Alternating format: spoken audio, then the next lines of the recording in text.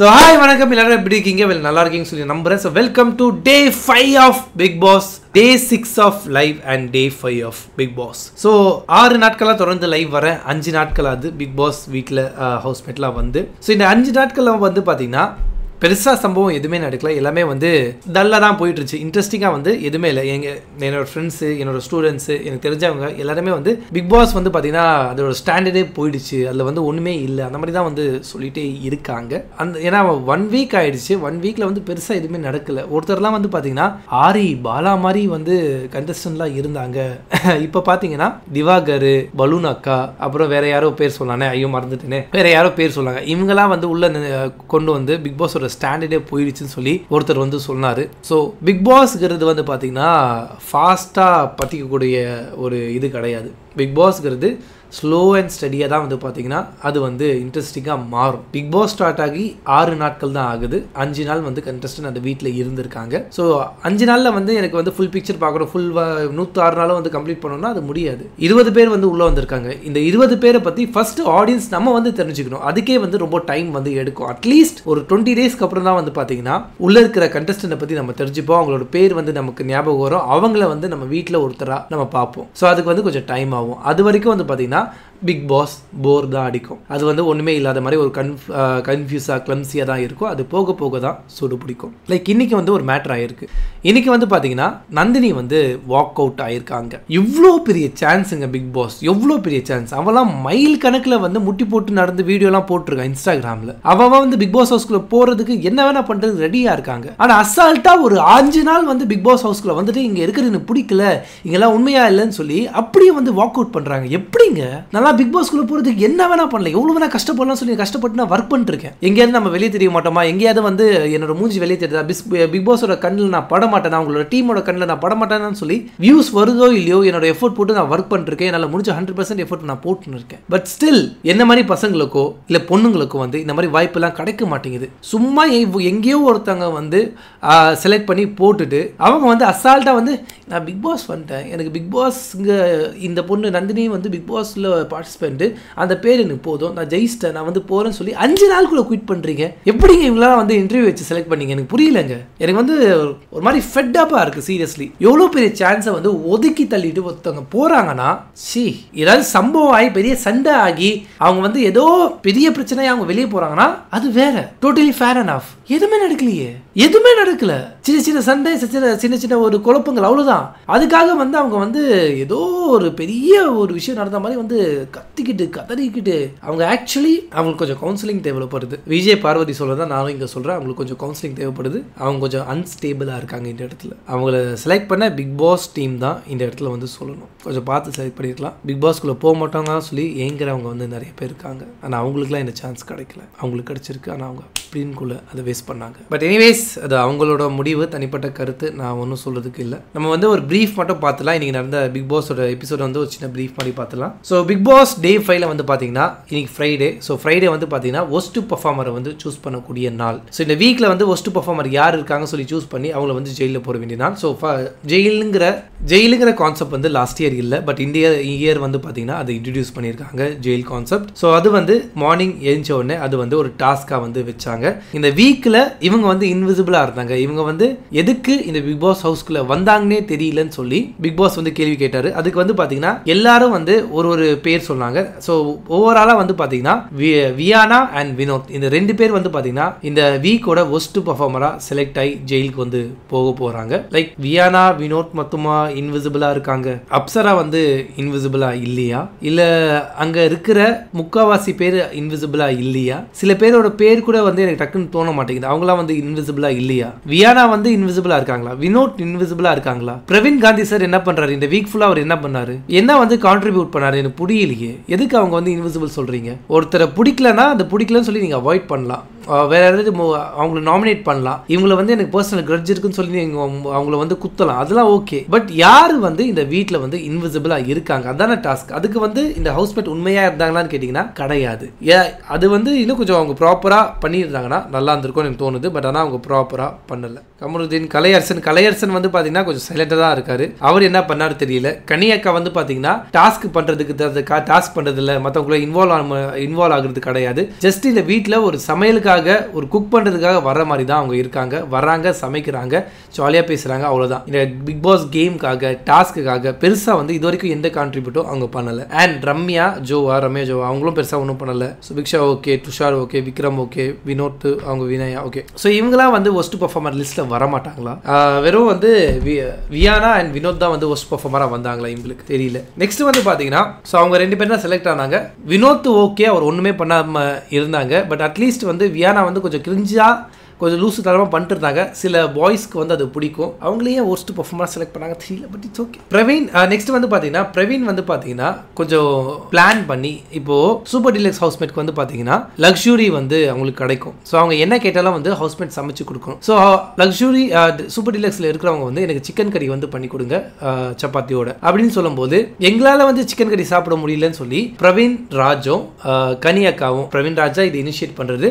உப்பு வந்து நம்ம அதிகமாக போட்டுடலாம், நீ போட்ட நான் போட்டேன்னு சொல்லி 2 பேர் வந்து உப்பு போட்டோம், அதை வந்து ஸ்பாயில் பண்ணா சொல்லி அங்கே அந்த ஃபுட்டை வந்து ஸ்பாயில் பண்ணுறாங்க. சாப்பாடுங்கிறது நெசசிட்டி. அது ஆக்சுவலி அங்கே பிக் பாஸ் ஹவுஸில் சாப்பாடே வந்து ரொம்ப லிமிட்டடாக தான் கிடைக்கும். அங்கே இருக்கிற 20 பேருக்கு ரொம்ப ரொம்ப லிமிட்டடான சாப்பாடு தான் கிடைக்கும். அதுவும் வந்து பார்த்தீங்கன்னா ஒரு ஜெலசியால் நம்ம வந்து அதை ஸ்பாயில் பண்ணுறது வந்து பார்த்தீங்கன்னா ஆக்சுவலி இட்ஸ் ரொம்ப தப்பு. அவங்களோட கேம் அவங்க அதை ப்ளே பண்ணுறாங்க. அதை ப்ளே பண்ணி வந்து பார்த்தீங்கன்னா அவங்களுக்கு வேண்டியது அவங்க எடுக்கிறாங்க. இப்போது நாளைக்கே வந்து பிரவீன் ராஜ் வந்து அந்த வீட்டுக்கு போகும்போது சூப்பர் டீலக்ஸ் ஹவுஸ்மேட்டாக மாறும்போது அவங்களுக்கு வந்து பார்த்தீங்கன்னா இந்த லக்ஸுரி வந்து கிடைக்க போகுது. அவங்களுக்கு வந்து சிக்கன் மட்டன்லாம் வாங்கி அவங்க சாப்பிட போகிறாங்க. என்ன சொல்றாங்களோ செஞ்சு கொடுக்க போறாங்க. அது அவங்களுக்கான லக்ஸுரி. அதை நீங்க பறிக்கணும்னு நினைச்சீங்கன்னா வேற யாராவது பண்ணி நீங்க பறிக்கலாமே. எதுக்கு வந்து அந்த ஃபுட்டை வந்து ஸ்பாயில் பண்ணணும்? அந்த ஃபுட்ல வந்து உப்பள்ளி கொட்டணும். இட்ஸ் உப்பு குடிச்ச லைக் உப்பு சாப்பிட்டவன் தண்ணி குடிக்கிற மாதிரி உப்பள்ளி போட்டவனும் தண்ணி குடிப்பான்னு நம்புறேன். ஆக்சுவலி இது வந்து எனக்கு சரியா படல. இது ஃபுட்டை வந்து வேஸ்ட் பண்றதா இருக்கு. அங்க சாப்பாடுக்காக நிறைய சண்டை வந்து நடக்கும், லிமிட்டடா கிடைக்கும். நீங்க வந்து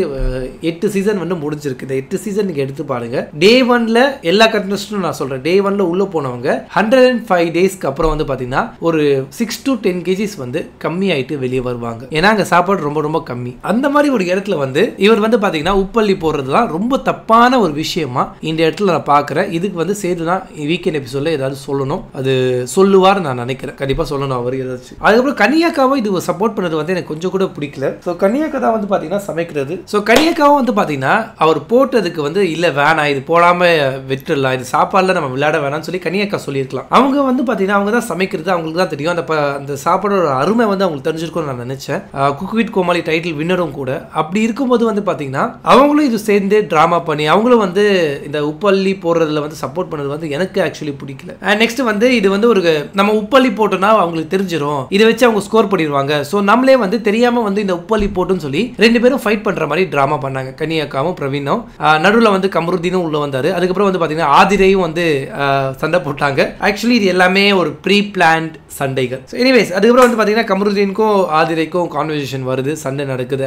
ஆக்சுவல் சண்டை பிரவீன் ராஜ் கூடயும் ஆதிரை சண்டை போட்டதுலாம் ஒரு டிராமா. பட் கமருதீனுக்கும் ஆதிரையும் அவங்க 2 பேர் சண்டை போட்டாங்க பாத்தீங்களா, அது வந்து ரியல். ஸோ நீங்க ஏன் கேட்குறீங்க, நீங்க கிச்சன் டீமே இல்லை, நீங்க ஏன் கேட்குறீங்க, நான் ஒன்றும் செய்யலன்னு சொல்லி எப்படி சொல்றீங்கன்னு சொல்லி அங்கே ஒரு சண்டை, அங்கே ஒரு கான்வர்சேஷன் வந்து போயிட்டு இருந்துச்சு. பட் இதெல்லாம் ஓகேங்க. கமருதீன் வந்து அவருக்கு வந்து சண்டை போடுறதுக்கு பேசுறதுக்கு அதுக்கு தான் வர தவிர அவருக்கு வந்து உள்ள ஒண்ணுமே இல்லைன்னு எனக்கு தோணுது. அது அடிக்கடி நிரூபணம் ஆகுது. ஸோ நெக்ஸ்ட் வந்து பாத்தீங்கன்னா தலைக்கான டாஸ்க், ஃபைனல் டாஸ்க். ஸோ இதுல வந்து பாத்தீங்கன்னா 3 பேர் வந்து பார்ட்டிசிபேட் பண்றாங்க. ஆதிரை, பிரவீன் ராஜ் அண்ட் துஷார்.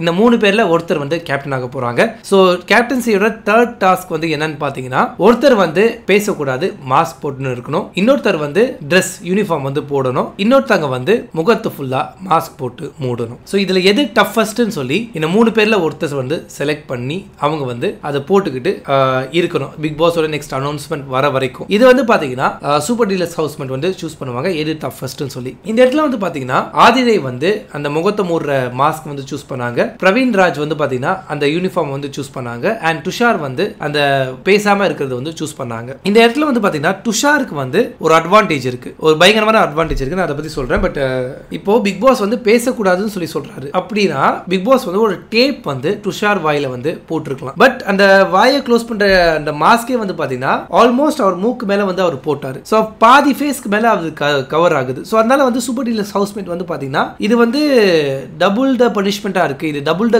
கட்ஸ் வந்து வேணும். முகத்தையும் ஃபுல்லா மூடிட்டு பேசவும் முடியாம இருக்கு. சோ இதுதான் ரொம்ப கஷ்டமான டாஸ்க். சோ இதனால துஷாருக்கு தான் வந்து பாத்தீங்கன்னா 7 பேர்ல 6 பேர் வந்து ஓட் பண்ணாங்க. Tushar is the winner. So அவர் தான் வந்து பாத்தீங்கன்னா Bigg Boss season 9 first captain. Actually துஷாருக்கு வந்து செம்ம லக்குன்னு சொல்லலாம். ஏன்னா அவர் சூஸ் பண்ணது வந்து ப்ளூ. சோ அவர் வந்து ஒரு சூப்பர் டீலக்ஸ் ஹவுஸ்மேட். அவரோட முட்டையை எடுத்துட்டு போய் விக்ரம்க்கு கொடுத்ததுனால அவரை வந்து பாத்தீங்கன்னா சூப்பர் டீலக்ஸ்ல இருந்து டிஸ்குவாலிஃபை பண்ணி பிபி ஹவுஸ்மேட்டா மாத்தினாங்க.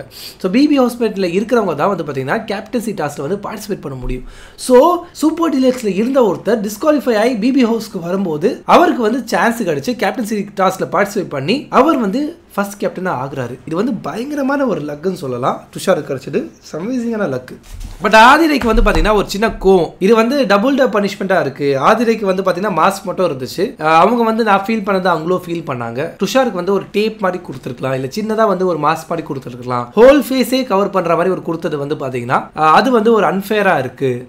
ஏன்னா இது டபுள் தான் கஷ்டமா இருக்கு. ஸோ ஹவுஸ்மேட் பாதி பேர், இந்த 6 பேர் வந்து துஷாருக்கு ஓட் பண்ணாங்க பார்த்தீங்களா, அந்த 6 பேர் வந்து அவன் வந்து ஃபேஸையும் கவர் பண்ற மாதிரி இருக்கு, வாயும் பேச முடியாம இருக்கு. ஸோ இதுதான் ரொம்ப டஃபஸ்ட். ஸோ அதனால இவங்க துஷாருக்கு தான் இங்க ஓட்டுன்னு சொல்லி 6 பேரும் வந்து அவருக்கு வந்து ஓட்டு பண்ணாங்க. ஸோ இது டபுள் தான் அட்வான்டேஜா இருக்கு. இது ஃபேக்ட் தான். இது வந்து டபுள் தான் அட்வான்டேஜா இருக்கு. அவர் வந்து அதனால வந்து ஆதிரை கொஞ்சம் ஃபீல் பண்ணி அழுதுகிட்டு வந்து இருந்தாங்க. இட்ஸ் ஓகே, இது கரெக்ட் தான். அவங்க வந்து முடிஞ்ச எஃபர்ட் வந்து ஆதிரை போட்டு விளையாடினாங்க. அது வந்து சந்தேகமே இல்லை. எல்லா இடத்துலயும் வந்து வாய்ஸ் அவுட் பண்றாங்க. எல்லா இடத்துலயும் வந்து பேச வேண்டிய இடத்துல பேச வேண்டிய பாயிண்ட் கரெக்டா பேசுறாங்க. சோ அதெல்லாம் வந்து பெர்ஃபெக்ட்டா அவங்க பண்றாங்க. அதெல்லாம் டவுட்டே கிடையாது. இவ்வளவு எஃபோர்ட் போட்டு அவங்க சூஸ் பண்ணது எல்லாமே கரெக்டா இருக்கு. பட் ஆனா ஒரு சின்ன ஒரு ப்ராப்பர் மிஸ்டேக், ஒரு டேப் மட்டும் கொடுத்திருந்தாங்கன்னா மேபி ஓட்டு வந்து பாத்தீங்கன்னா கம்ப்ளீட்டா ஆதிரை பக்கம் வந்து திரும்பி இருக்கலாம். அது ஃபுல் மாஸ்கா இருந்ததுனால தான் வந்து பாத்தீங்கன்னா ஓட்டு ஃபுல்லா வந்து துஷார் பக்கம் வந்து வந்துச்சு. அவர் வந்து ஃபர்ஸ்ட் கேப்டனா வந்து மாறினாரு. சோ கேப்டன் ஆன உடனே வந்து பாத்தீங்கன்னா அந்த வாய் பேசாம இருக்கிறது வந்து அவங்க எடுத்துட்டாங்க. பட் ஆனா 2 பேர் இருக்காங்க பாத்தீங்களா, பிரவீன் ராஜ் அண்ட் ஆதிரை, அவங்க வந்து அந்த யூனிஃபார்மா போடணும், அப்புறம் வந்து அந்த மாஸ்க் போட்டு இருக்கும்.